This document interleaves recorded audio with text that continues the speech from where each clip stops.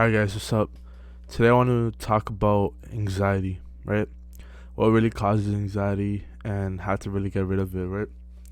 So, a lot of people nowadays don't really focus on these topics, right? But I find that a lot of men nowadays are pretty anxious. I've seen so many people just overthink for no reason, and that's what anxiety really is. You're just overthinking about things that didn't even happen, or like you're anxious for some reason. You're like nervous, so you become anxious, and they're just byproducts of each other, right? But no one really talks about how to get over anxiety and like why it's caused in the first place, right? I feel like it's caused mostly, like I said, the overthinking aspect, and also you're pretty unsure. Like you're not unsure. So the first way I would tell you to like try to get rid of anxiety is to really start planning your future, right? Writing down goals and trying to figure out how you're gonna approach a certain issue or approach the future. Don't be worried about something going wrong. Instead, plan for if it goes wrong, you'll do this, right? So that's really the biggest thing about anxiety that you gotta understand. That's the key, really, to anxiety. Without like the control of your mind, anything can really get to you. So it doesn't have to be only anxiety, right? It could be really anything.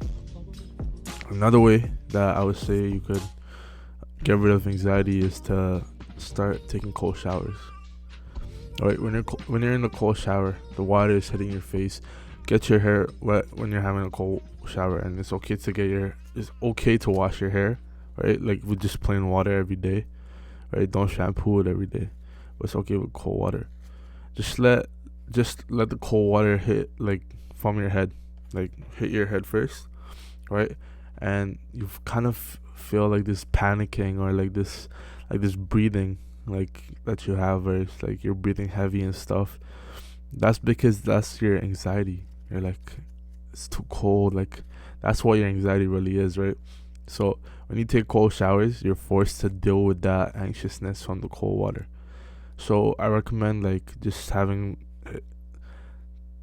maybe you're not used to cold showers, so you could do like hot water the rest of it, like for the shower, and then make it like 30 seconds cold shower, right? And then a minute tomorrow, and then 2 minutes, and then of course you're decreasing the time from the hot water too when you're adding the minutes to cold water. Ideally, you want to have like a complete cold water shower, which is what I'm basically doing right now, right? So you could also have hot water showers here and there. It's not like a huge thing, but especially when you have anxiety, right? You need to be able to handle the cold water. So when I was in my university accommodation, and I was just like really disciplined on like things, but in actuality I was feeling like shit, but I was disciplined, right? The one thing that always made me feel good and always made me less stressed about like anything going on is the cold water showers, right? It was a winter and I was taking cold water showers, and there's like this window, right, in the shower where it's like a little open, so the wind also comes in. So I'm getting the wind, and plus I'm taking cold showers. I was at like the freezing cold, and I refused to step out until it's been like 5-10 minutes since I took the cold shower, right? But as soon as I got out, my blood, like, I don't know what it is, I don't know scientifically, right? The blood just flows, tries to get warmer or something.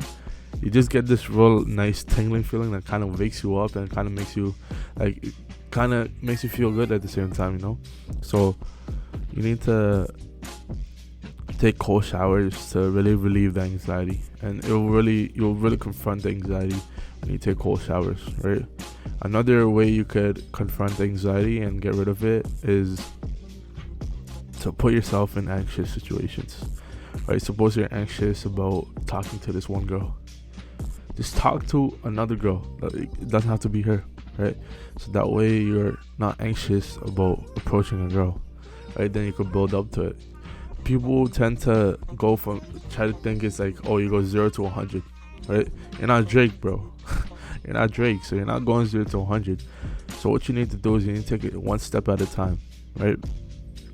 The first step is always going to be the hardest step. For example, if you're trying to create a business, trying to approach that girl, the first step is always the hardest step. But once you go past that, you're not gonna have this anxious type of mentality, right? Suppose I'm an artist, right? I make music and stuff, so, and also a producer and all of that. But regardless, I was supposed to perform, right? And people are asking me, "Are you nervous? Are you nervous? Are you anxious?" I said, "No, I'm not." They asked, "How come?" I said, "Cause I trust my ability to perform, right? I trust that I could give the best performance that I could give, right?" And that's what happened. I didn't mess up in the performance. And everyone's like, "Oh, what if you mess up? What if you do this? What if this happens?" And I was like, "Nah, I'm cool." Right? I got it unlocked. So really, you need to have that mental resilience to trust in yourself. And the biggest thing, like all these big pharma companies did, was really sell you on the idea of, damn, you have these mental health issues, right? Or these mental health diseases. You can't see them, but they exist, and here's pills for them, right? In my opinion, you shouldn't be taking those pills. If you're severe and stuff, trust your doctor. I'm not no doctor, so don't take my advice, right? But in my opinion, for mental health issues, unless it's too extreme, I feel like you shouldn't be taking the pills. You should do, like, for example, depression is just your body telling you you're not doing enough. Go to the gym. Start trying to improve your life. I guarantee you, when you start doing that, you're gonna feel much better. This whole thing is a hormonal imbalance, or it's a chemical imbalance in your brain. It's like, it's kind of BS, right? So there's also studies proving that. So I recommend you try to do everything you can, and these pills should be your last resort, right? Especially like pain medication pills. Never ever take those, bro. Never ever take those. Think about it. Michael Jackson died of that, right? Like pain medication.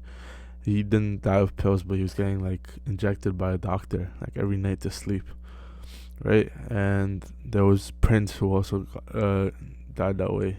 There was also Mac Miller that died that way. It was all fentanyl, but like they were taking some sort of pills. They're taking drugs. That's why I say, don't do drugs, guys. Don't do drugs. There's no, like, even alcohol. What's the benefit, right? I see a case for like smoking cigars. That's not really like drugs, because it's like full natural, and you don't really get cancer from that, right? But I'm strongly against alcohol, weed, pills, cocaine, like ecstasy, all of those drugs, right? Stay away from drugs, guys. That's the biggest thing in self-improvement. Leave that to the kids that want to be fuck-ups in life, right? If you don't want to be a fuck-up in life, then don't do drugs. I strongly believe in that. Trust yourself. Trust God. Whatever God you worship, try to be the best version of yourself, and you will succeed in whatever you want to do, right? And also, especially, get rid of anxiousness. Tell yourself you're the man. Do the things I just said in the video. See if they help you out, right? If not, try to figure out some other way. These are just the things that worked for me, right? So I'm just telling you guys, you're on your own on this, right? You gotta take the advice and then make it your own. You gotta figure your own path out.